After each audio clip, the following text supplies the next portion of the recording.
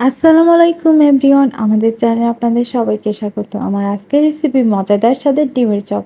আশা করি আমার আজকের রেসিপিটা আপনাদের কাছে ভালো লাগবে। এর জন্য আমি নিয়েছি দুটি সেদ্ধ ডিম। ডিমগুলোকে আমি এভাবে চারি করে কেটে নিয়েছি। আপনারা চাইলে গোল গোল করেও কেটে নিতে পারেন।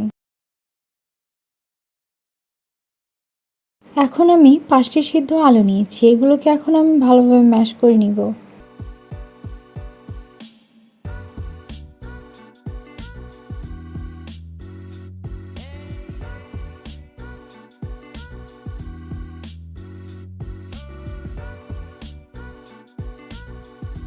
আমি আলুগুলোকে ভালোভাবে ম্যাশ করে নিয়েছি।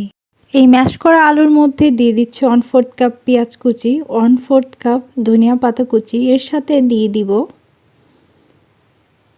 হাফ চা চামচ মরিচ গুঁড়ো, হাফ চা চামচ হলুদ গুঁড়ো, হাফ চা চামচ গরম মশলা গুঁড়ো, হাফ চা চামচ জিরে গুঁড়ো এবং স্বাদ মতো লবণ দিয়ে ভালোভাবে মেখে নেব।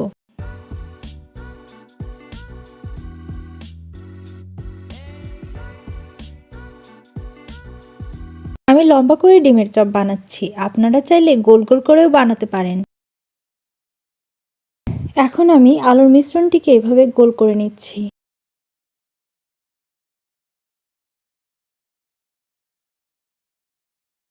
এই মিশ্রণের মাঝে এখন আমি 1 পিস করে ডিম নিয়ে চারপাশ থেকে ভালোভাবে আটকে নিচ্ছি। চারপাশ থেকে ভালোভাবে আটকে নেবেন, তা না হলে ভাজার সময় খুলে যেতে পারে।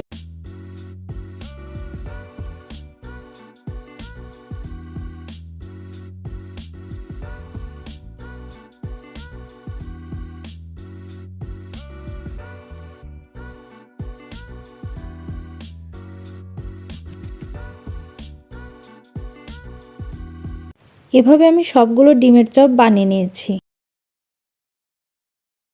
এবারে সবগুলো ডিমের চপ কোট করার জন্য আমি একটা প্লেটে কিছু ব্রেড ক্রাম্বস এবং একটা ডিম ফাটিয়ে নিয়েছি। এবারে ফাটানো ডিমের মধ্যে প্রত্যেকটা ডিমের চপ ভালোভাবে ডুবিয়ে নেব, যাতে কোথাও শুকনো না থাকে।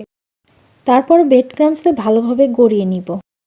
আপনারা চাইলে 2বার কোট করে নিতে পারেন, কিন্তু আমি একবারই করব, কারণ এটা এমনিতে অনেক মুচমুচে হয়।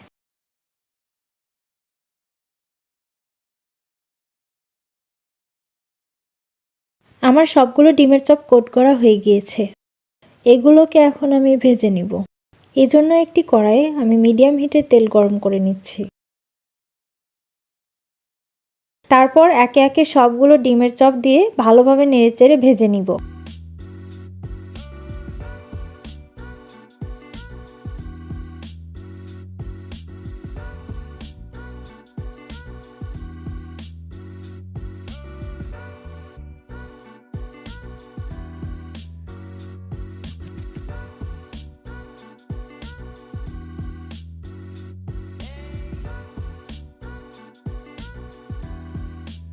এভাবে আমি সবগুলো ডিমের চপ ভেজে নিয়েছি।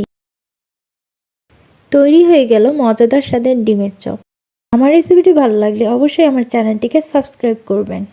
এতক্ষণ পাশে থাকার জন্য সকলকে ধন্যবাদ। ভালো থাকবেন, সুস্থ থাকবেন। আল্লাহ হাফেজ।